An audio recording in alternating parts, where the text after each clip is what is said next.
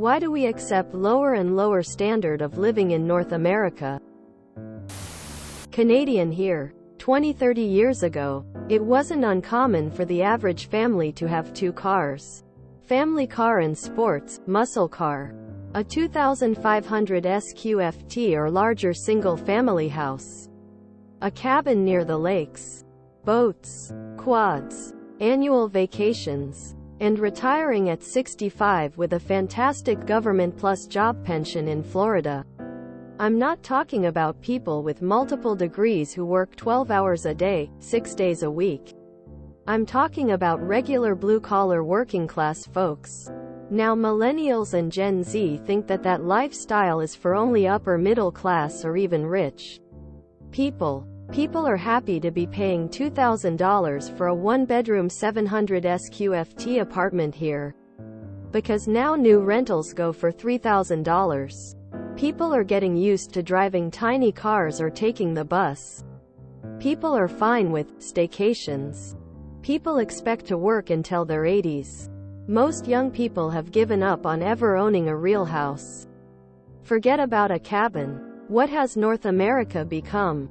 This continent used to have the highest standard of living in the world. Because the owner class constantly need to hoard more and more resources and wealth. Why do you think people enjoy decreasing living standards? Maybe they have no choice but to accept it? It will take a revolution to address these issues. Capitalism has proven to be useless for the working class. Because we are not given any other choice. Poverty is a policy choice. And if it's in the interest of our owners, they run the show.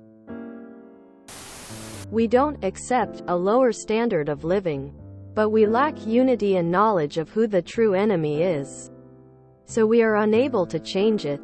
The wealthy elites who have caused our standard of living to decline, and the media they control, have convinced us that other things are to blame: unions, climate change, immigrants, minorities, right-wingers, you name it, when in reality the rich keep getting richer by exploiting workers, consumers and the environment. Then they use their money and influence to control the government and politicians, who allow the cycle to continue. During Occupy Wall Street, people managed to draw some attention to the real issues for a short time. But that movement was quickly suppressed and the culture wars were then ramped up to 11 to make sure the peasants continued to be distracted and divided. Nobody is happy to pay $2,000 for a 700 SQFT apartment. Unless you live under a rock, which would cost you $1,100. Everyone complains about this stuff all the time. The only issue is we can't do much about it. Boomers colluded with elites to sell all of us out. We got majority of population including younger people bootlicking their way to the top. Just grind hard and daddy will reward you. You do realize those things were the comforts of a generation that created the situation we live in, right? Those people with the 2 cars and the houses or who looked at their wealth and the new generations and said, not unless you work yourself to death, you filthy peasants, and voted accordingly. And the difference is so much worse than that. We have a failing middle class in an economy that is the 9th largest in the world. Our environment is collapsing. Our education system pre-secondary is getting worse.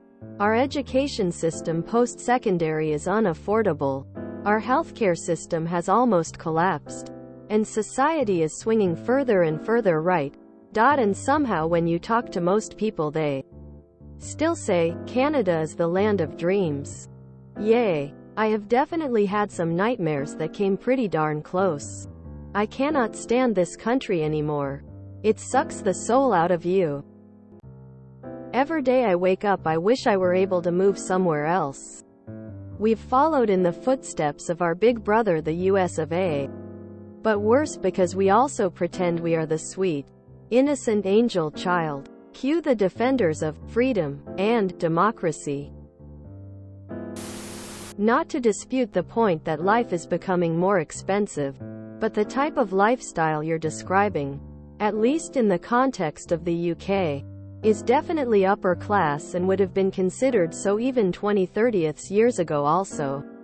Multiple homes, cars, boats, vacations definitely weren't the norm for blue-collar workers here 30 years ago, even if housing etc. was cheaper in general. We have no sense of camaraderie and as such we find it difficult to band together for anything. Unions. Bring them back stronger. The best offensive against unregulated corporate subservience. It's because the process is gradual enough to make you not think about it. The government has been perfecting the techniques for centuries. It started with the native tribes and now everyone is next. Slowly but surely they take all the resources until all you do is think about survival. Start gardening and foraging with your community. I cannot stress this enough. Cultivating local food independence is critical to fighting back. Unionizing, striking, voting, etc. are also important, but without reclaiming our food networks we can't sustain the battle. I'm not really aware of how it works in Canada, but in the US, 50 Democratic senators represent 42 million more people than the 50 Republican senators. And our Supreme Court has been taken over by religious billionaire worshippers with a far-right 63 majority. 75% or more of Republicans still support Trump. So the answer, my friend, is blowing in the wind. Democracy has long been dead and the rise of oligarchy is nearly permanently solidified. If they want to make some efforts about it and if they want to change it then they can do, but I can understand that it is not just something easy. It will take a good time.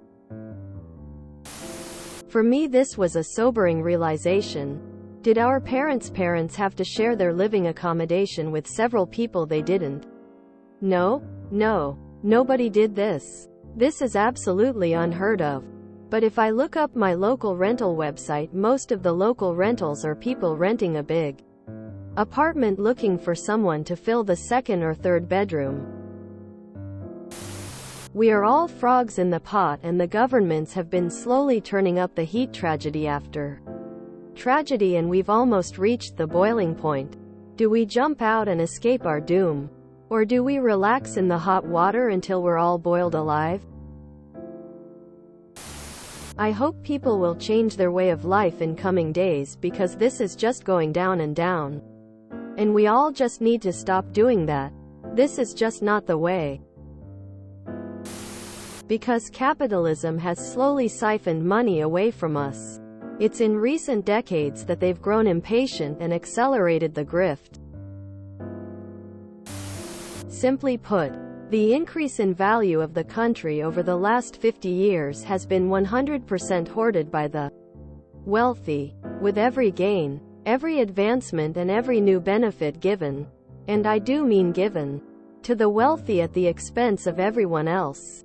We've been getting the short end of the stick for almost 50 years and we have finally reached a point where 1. It is obvious. 2. It is too late to do very much about it.